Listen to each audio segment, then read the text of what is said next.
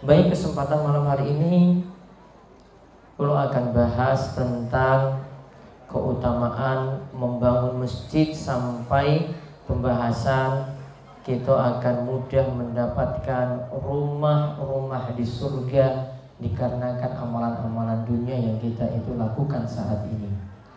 Bapak-bapak, kalian ibu-ibu sekalian, pengawasan kali ini ada beberapa hadis yang kulo nanti akan jelaskan berkenaan dengan rumah di surga dan siapa saja yang membangun rumah-rumah Allah Subhanahu wa taala. Kata baginda Nabi kita Muhammad sallallahu alaihi wasallam, "Man bana masjidan lillah banallahu lahu fil jannati mislahu." Siapa yang membangun masjid karena Allah, maka nantinya Allah akan membangun baginya semisal itu di surga. Jadi siapa yang membangun masjid di dunia, dalam riwayat lain disebutkan dia bangun walaupun cuma sumbangan satu sangkar burung. Berarti sumbangan kecil saja. Misalnya ada yang nyumbang satu sak semen. Satu sak semen sekarang pinter Pak? 50.000. Dia cuma nyumbang 50.000 saja. Dia sudah mendapatkan jatah dibangunkan oleh Allah Subhanahu wa taala rumah di surga. Ulang-ulang di sini hadis ini menyatakan siapa yang membangun masjid di dunia karena Allah, maka Allah akan membangun baginya rumah nantinya di surga yang semisal itu pula.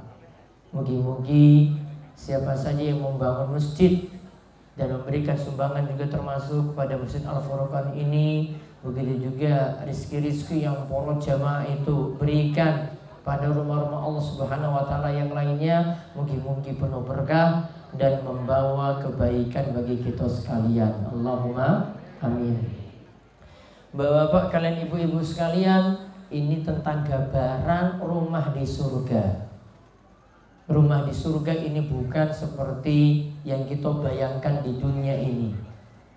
Bapak-bapak, kalian ibu-ibu membayangkan kenikmatan di surga apapun itu tetap tidak bisa terbayarkan dengan bayangan-bayangan saja. Kalau contohkan, di saat Nabi Shallallahu Alaihi Wasallam itu menerangkan ada penduduk surga yang paling terakhir. Ada penduduk surga yang keluar paling terakhir. Apa yang dimaksud keluar paling terakhir? Yaitu dia baru keluar dari neraka kemudian terakhir masuk surga. Dia baru keluar dari neraka kemudian terakhir masuk surga. Kira-kira bapak ibu-ibu kepingin masuk surga langsung apa mampir sih? Arab mampir apa langsung? Bigori hisabin wal adzabin, pingin tanpa hisab tanpa siksa apa mampir dulu? Piye niki? Kok ora ono jawaban? Pingin langsung? Terus amalannya apa sih arek langsung iki? Hah? Apa amalannya yang langsung? Ini ada amalan khusus, maka kalau jawab. Sekarang lihat, dia itu penduduk surga paling terakhir. Paling terakhir keluar dari neraka. Kemudian ketika itu dia bolak-balik menghadap Allah. Allah ketika itu katakan, izhabu ilal jannah. Sekarang silakan kamu itu masuk surga. Dia ketika itu pergi pertama kali, melihat bahwasanya anggapannya surga iki wis kebak, wis full, sudah tidak mungkin lagi dia masuki. Maka ketika itu dia balik di hadapan Allah, dia katakan, ya Allah, surga itu sudah penuh. Kemudian Allah tetap katakan lagi, izhabu ilal jannah. Sekarang kamu pergi ke surga. Jawabannya juga sama. Dia lihat lagi anggapannya surga itu sudah full, penuh. Maka ketika itu Allah katakan lagi, sekarang kamu balik ke surga. Sekarang sebelum kamu itu balik, coba bayangkan kenikmatan yang engkau peroleh di surga itu seperti apa. Kenikmatan yang diperoleh di surga itu seperti apa? Dia bayangkan wonten bidadari.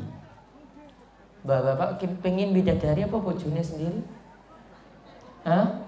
Pengen bidadari apa seperti istri di dunia? Bapak pengen bidadari. Pengen bidadari berarti karo bojone mboten jujur mawon Pak. Pengen bidadari apa bojone? Tenane. Bojone kur cerewet terus ning omah. Muring-muring terus. Yang jelas bidadari itu nantinya adalah istrinya sendiri di dunia. Ditambah lagi ada bidadari tambahan, namun jenengan cuma harus pahami istrinya tetap jadi pemimpin nanti dari bidadari-bidadari yang lain. Dan istri lebih ayu, lebih cantik, umurnya 33 tahun. Berarti sih 6 toh. Yang sekarang keriput-keriput ini nggak masalah. Ya, nanti ketika masuk surga kembali lagi 6. Nggak ada yang kulitnya ireng, nggak ada. Semua jadi apa? Putih. Nggak ada yang tingginya cuma 1 meter, nggak ada. Semua tingginya itu sama semuanya. Tingginya tidak berbeda. Disebutkan dalam riwayat bahwasanya tinggi penduduk surga itu sama seperti nenek moyangnya, yaitu Nabi Adam alaihissalam, situna zira'an, yaitu 60 zira', 60 hasta. Sak hasta iki semene lho. Sak lengan. Kira-kira pinten meter niki? Setengah meter lah taruhlah nggih. Maka tinggi Nabi Adam itu sekitar 30 meter. Dan penduduk surga tingginya semuanya sama. Gak ada yang cilik, gak ada yang terlalu tinggi, semuanya dipukul sama. Maka ketika di dunia itu cilik mboten masalah, nanti di surga juga semuanya sama-sama tingginya. Pinten meter tadi? Sekitar 30 meter. Coba kita balik tadi. Ditanya, sekarang anggapanmu kenikmatan di surga seperti apa? Dia jawab, bidadari di surga seperti ini yang saya inginkan. Saya inginkan rumah di surga seperti ini. Saya inginkan makanan di surga seperti ini. Saya inginkan minuman, segala nikmat yang ada seperti ini, seperti ini. Kemudian Allah Subhanahu wa taala jawab, bagimu kenikmatan di surga 10 kali lipatnya daripada engkau bayangkan tadi. Tadi bayanganmu bidadarinya seperti itu, kenikmatan di surga itu 10 kali. Kenikmatan di surga jadi berapa kali? 10. Itu lebih daripada kenikmatan yang dia tadi bayangkan dalam pikiran. Dia kira istana di surga cuma sebatas itu saja. Ternyata Allah masih berikan 10 kalinya. Nah sekarang bayangkan, ini tadi penduduk surga yang paling buri, yang paling belakang, yang paling masuk belakangan. Padahal kita semuanya pingin masuk surga langsung ya. Insya Allah ya, insya Allah. Kalau kita pingin langsung, maka nanti ada amalan-amalannya khusus. Namun andai ada yang paling terakhir masuk surga, maka tetap kenikmatannya masih dia rasakan 10 kalinya tadi. Terus gimana masuk surga langsung biar tidak mampir-mampir dalam neraka? Itu ada pernah disebutkan oleh Kanjeng Nabi SAW. Ada beliau sebutkan 70.000 orang yang masuk surga tanpa hisab dan tanpa siksa. Berapa jumlahnya? 70.000. Warga perang Tritis berapa? Separuh dari 70.000 nggih. Mugi-mugi warga perang Tritis semuanya masuk. Ditambah sebagian Panggang, ditambah sebagian Purwosari. Berarti ke daerah kidul wae lho iki sing masuk 70.000 tadi. Lihat 70.000 tadi sifatnya apa? Yang pertama lihat, mereka itu adalah orang yang, ini istilah Arab ini, tidak meminta diobati dengan cara kei. Kei itu kata para ulama, dulu kalau orang itu punya luka parah, maka diobatinya itu dengan menggunakan besi panas. Kecenderungannya ketika orang itu berobat dengan cara kei di sini, maka dia cuma bergantung pada pengobatannya, kurang bergantung pada Allah Subhanahu wa ta'ala. Yang kedua, Nabi SAW katakan dia tidak beranggapan sial. Dia tidak beranggapan sial. Beranggapan sial dengan waktu, beranggapan sial dengan tempat, beranggapan sial dengan hal-hal yang lainnya. Dia cuma pasrah pada Allah untuk setiap urusannya. Yang ketiga, orang ini juga yang ketiga, selain tidak beranggapan sial tadi, ya, la yatatayyarun wa la yaktawun wa ala rabbihim yatawakkalun. Kepada Rabbnya dia benar-benar tawakal pada Allah Subhanahu wa ta'ala. Kita balik tadi, berarti gambarannya nggih, untuk rumah di surga itu sangat-sangat indahnya, sangat-sangat istimewanya. Minimal rumah yang paling bagus di dunia, kenikmatan rumah di surga itu masih 10 kalinya. Istana yang paling bagus di dunia, maka di surga untuk yang paling jeleknya saja itu masih 10 kalinya tadi. Kita mohon pada Allah Subhanahu wa ta'ala, mungkin-mungkin kita diberi kenikmatan untuk masuk surga dan juga diberi kenikmatan rumah-rumah yang indah di surga nanti. Allahumma amin. Sekarang kalau terangkan ini amalan-amalan yang mudah Bapak Ibu-ibu lakukan agar bisa mendapatkan rumah-rumah indah di surga. Pingin kalau terangkan nggih? Pingin berapa? 5 apa? Gur siji amalannya?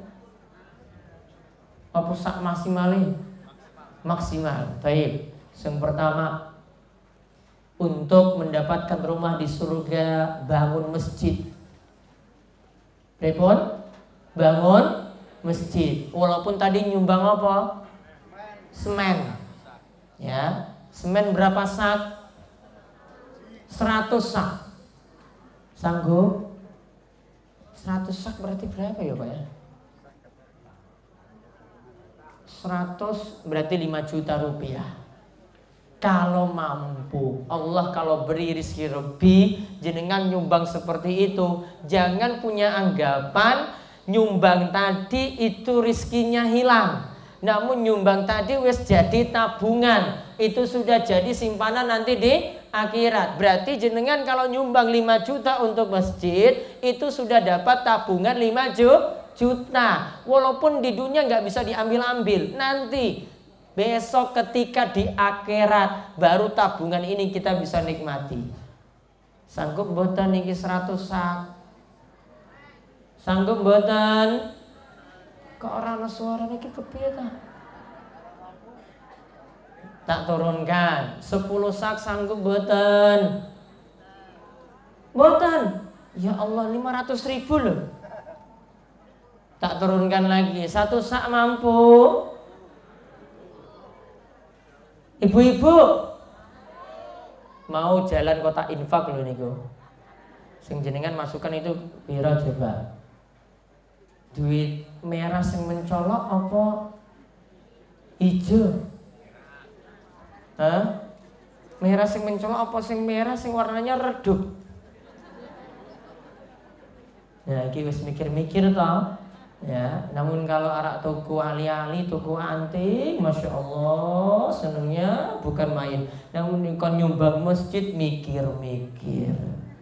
Padahal tadi wis jadi tabungan. Tadi Nabi SAW sudah sebutkan, siapa yang bangun rumah Allah, yaitu bangun masjid di dunia, maka Allah nantinya akan membangunkan baginya rumah di surga. Terus amalan yang kedua, ini paling gampang. Nabi SAW sebutkan ini, insya Allah kita semuanya bisa melakukannya. Bahkan hari ini juga, detik ini juga bisa kita amalkan. Pengen ngerti amalannya langsung? Pengen nggih? Semuanya hafal surat Al-Ikhlas? Hafal surat Al-Ikhlas kepripun? Surat Al-Ikhlas? Qul a'udzu birabbin nas. Apa? Qul huwallahu ahad. Kata Nabi SAW, coba jenengan dengar di sini. Siapa yang membaca Qul huwallahu ahad, yaitu surat Al-Ikhlas sampai rampung. Pinten ayat? Qul huwallahu ahad, Allahus somad, lam yalid walam yulad, walam yakul lahu kufuwan ahad. Pinten ayat? Sekawan ayat nggih. Lihat. Siapa yang baca surat Al-Ikhlas tekan rampung sebanyak 10 kali. Berapa kali? 10 kali. Bunyalahu banallahu lahu qasran fil jannah, maka Allah akan bangunkan baginya rumah di surga. Apa tadi yang dibaca? Surat Al-Ikhlas pinten? 10 kali. Sini tidak disebutkan waktunya kapan. Apakah pagi, apakah sore? Tidak disebutkan kapan kita baca. Berarti bebas. Sekarang pingin kita baca barengan, biar langsung dapat janji Kanjeng Nabi loh di sini. Apa tadi janjinya? Akan Allah bangun baginya istana di surga. Siap nggih? Siap. Surat saking bismillah mawon nggih. Coba serangan iki seru loh suarane loh. Pengen rumah di surga nggih? Insyaallah niki semuanya baca. Yang di lantai 2, lantai 1, bapak-bapak semuanya. Al-Ikhlas ping 10. Ayo. Bismillahirrahmanirrahim. Qul huwallahu ahad, Allahus somad, lam yalid wa lam yulad wa lam yakul lahu kufuwan ahad. Bismillahirrahmanirrahim. Qul huwallahu ahad, Allahus somad, lam yalid wa lam yulad wa lam yakul lahu kufuwan ahad. Bismillahirrahmanirrahim. Qul huwallahu ahad, Allahus somad, lam yalid wa lam yulad wa lam yakul lahu kufuwan ahad. Bismillahirrahmanirrahim. Qul huwallahu ahad, Allahus somad, lam yalid wa lam yulad wa lam yakul lahu kufuwan ahad. Bismillahirrahmanirrahim. Qul huwallahu ahad, Allahus somad, lam yalid wa lam yulad wa lam yakul lahu kufuwan ahad. Bismillahirrahmanirrahim. Qul huwallahu ahad, Allahus somad, lam yalid wa lam yulad wa lam yakul lahu kufuwan ahad.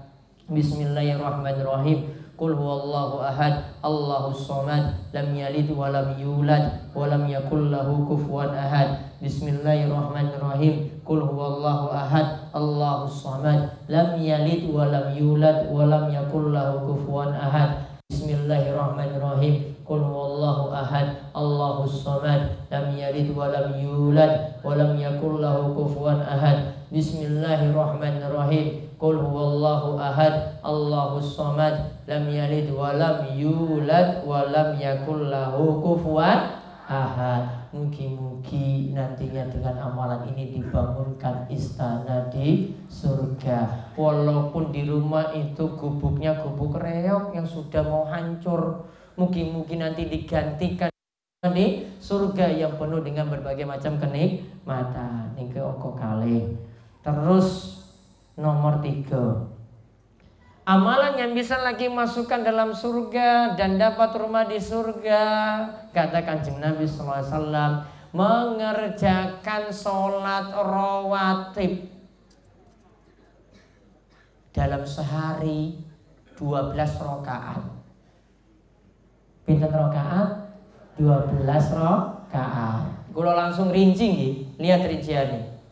Sebelum subuh kalih rakaat, sebelum zuhur sekawan rakaat, ba'diya zuhur kalih rakaat, ngasar mboten wonten, maghrib ba'diya maghrib kalih rakaat, terus yang terakhir ba'diya ngisa kalih rakaat. Kita hitung coba. Subuh wau kalih rakaat nggih.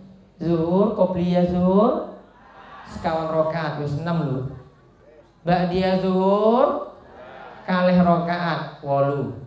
Terus ba'diyah maghrib kalih rakaat 10. Terus ba'diyah ngisa 2. Berarti 12 rakaat.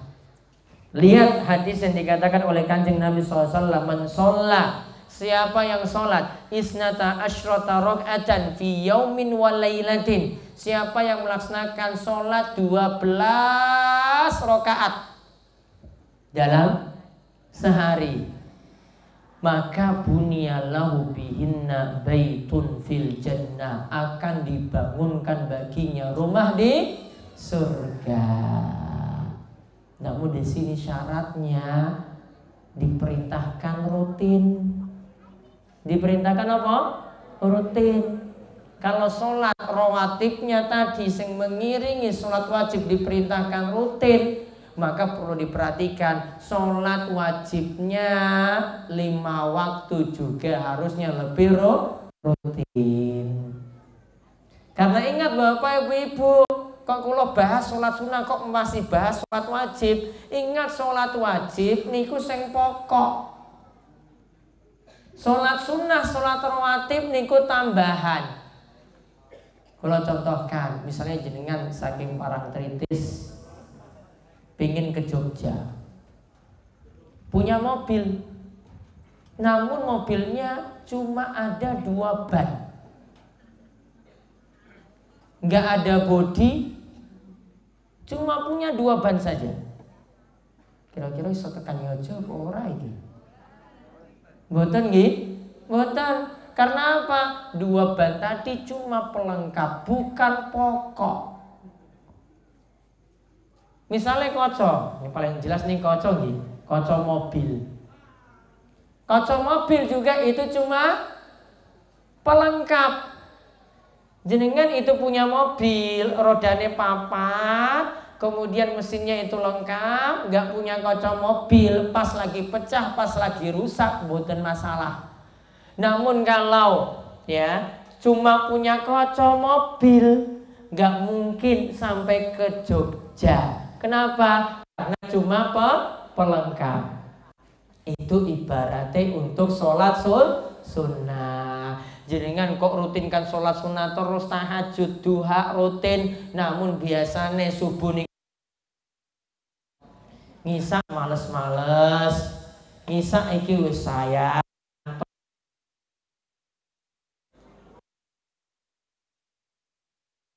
jam pinter.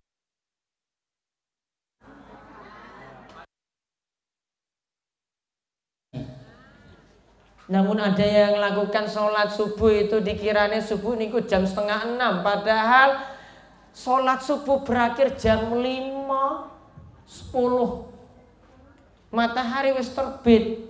Jenengan lakukan jam 5:30, berarti waktunya sudah habis.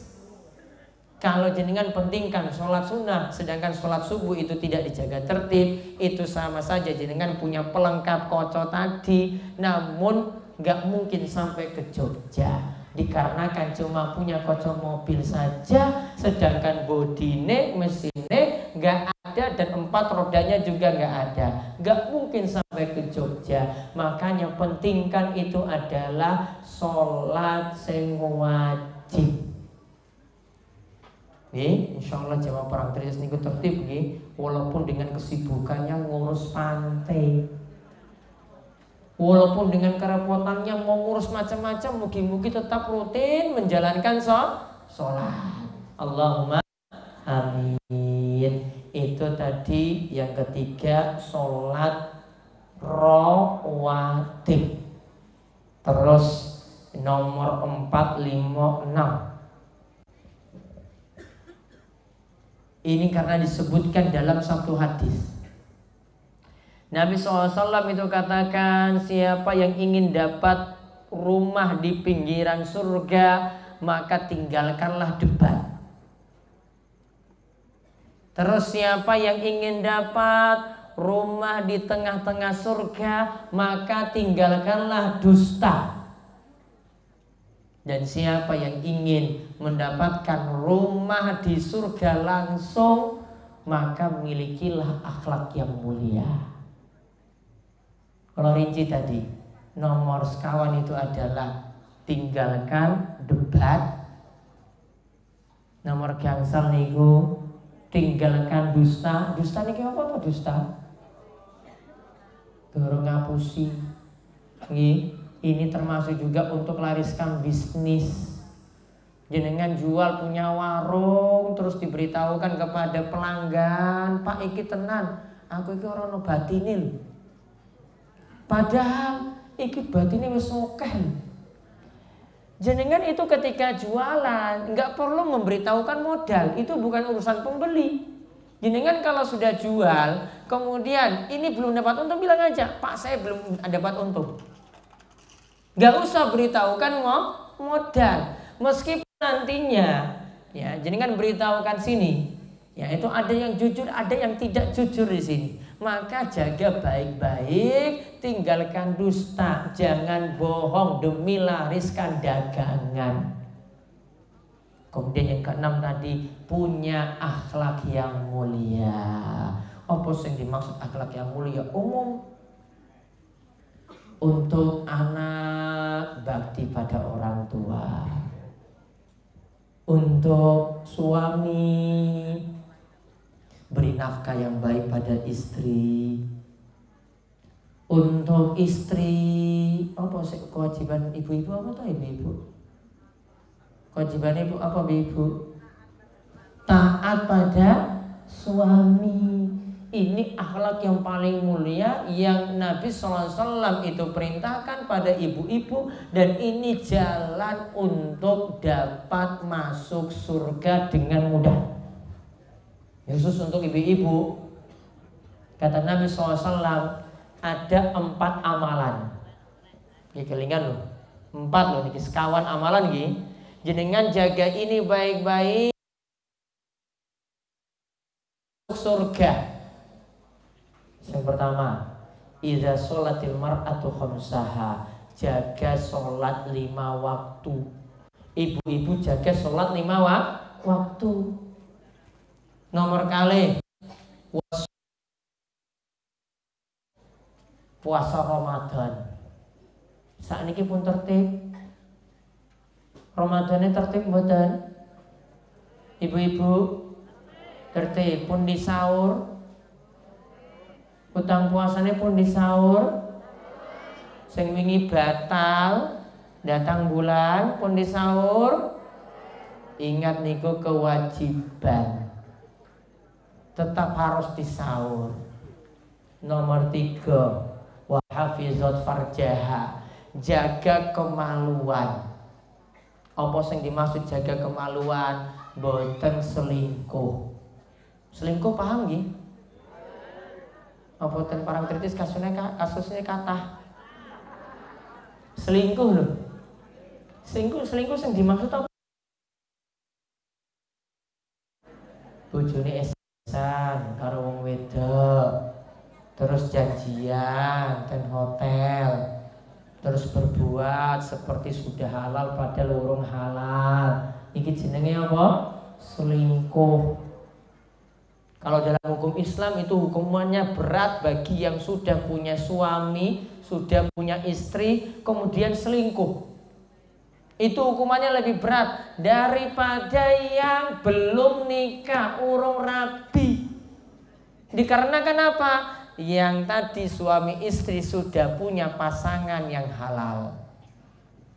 Sedangkan untuk yang belum nikah itu belum. Maka hukumannya tadi untuk yang sudah nikah, kalau dia itu selingkuh dalam hukum Islam diterapkan hukuman rajam, dilempar watu sampai mati. Sedangkan yang belum nikah hukumannya adalah 100 kali cambukan. Hukumannya 100 kali cambukan. Maka coba lihat, ini hukumannya berat sekali.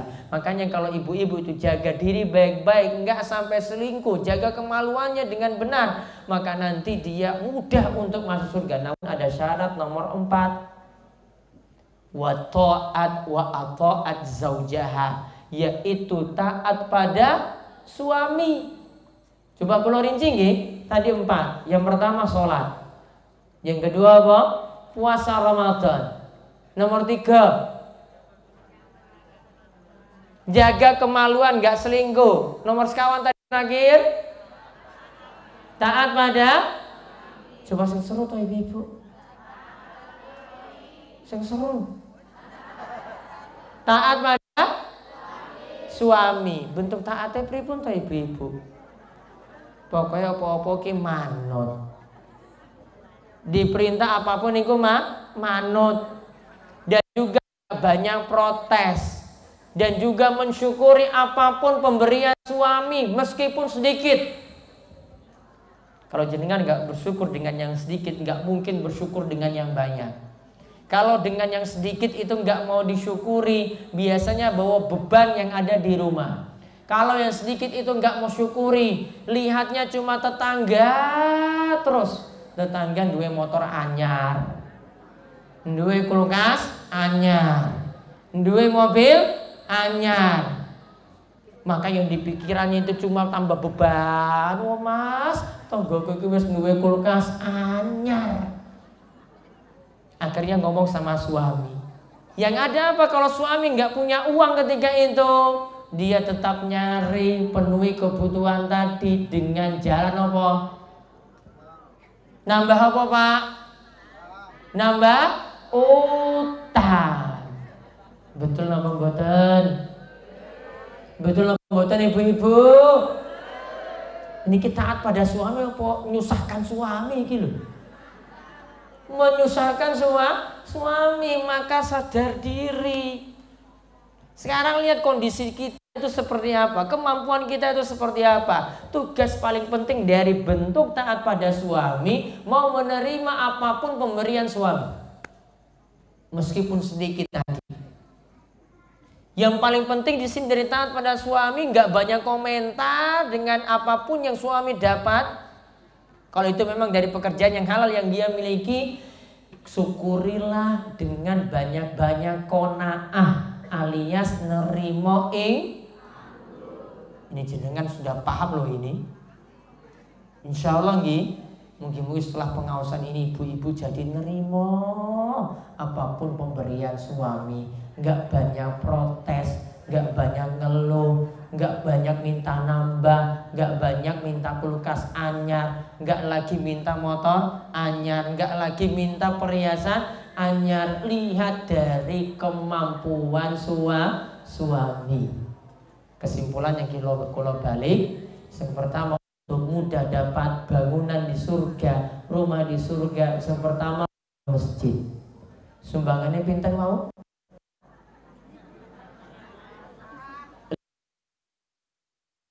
Kalau nggak mampu,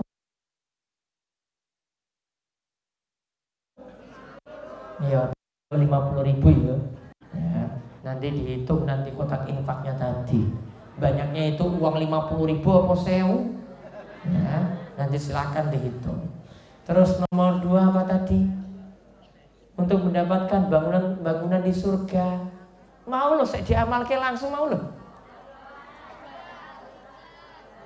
Baca Al-Ikhlas 10 kali. Nomor 3, sholat rawatib berapa rakaat? 12 rakaat. Nomor sekawan 5, 6 tinggalkan debat. Nomor 5 tinggalkan dusta. Nomor 6 akhlak mulia. Bentuk akhlak mulia tadi dari seorang istri adalah taat pada suami. Sedangkan suami untuk istri dia nafkahi, tidak boleh nakali, gak boleh mukul istri, gak boleh ada kekerasan dalam rumah tangga, gak boleh nafkahnya kurang. Apa kurang terus toh ibu-ibu? Nafkah suami kurang apa pas, apa cukup, apa pripun? Ibu-ibu, nafkahnya kurang apa cukup? Tenan lho iki ora goro lho iki. Wis dicatat malaikat lho niki. Cukup tenan nggih? Saestu nggih? Ya, cukup nggih? Insyaallah. Jadi tadi 6 ini akan memudahkan kita untuk masuk surga dan mendapatkan bangunan di surga. Mungkin saat sebelum kula tutup ada sesi pertanyaan, Pak. Boten. Boten sah. Boten sah nggih. Baik, itu saja Mungkin di lain waktu nanti kalau hadir di sini lagi memberikan tausiah untuk jamaah Parangtritis, jamaah Bungkus dan yang lainnya. Mudah-mudahan Allah Subhanahu wa taala menjaga Bapak Ibu sekalian, diparingi rezeki yang penuh berkah. Allah jaga terus sehat, panjang umur, dan usaha-usahanya, warung-warungnya, toko-tokonya, setiap usaha yang ada penuh berkah dan membawa manfaat untuk diri, keluarga, rumah tangga. Semoga kita tetap istiqomah dan mati dalam keadaan husnul khotimah. Allahumma amin. Demikian yang kita bahas. Wabillahi taufiq wal hidayah. Wassalamualaikum warahmatullahi wabarakatuh.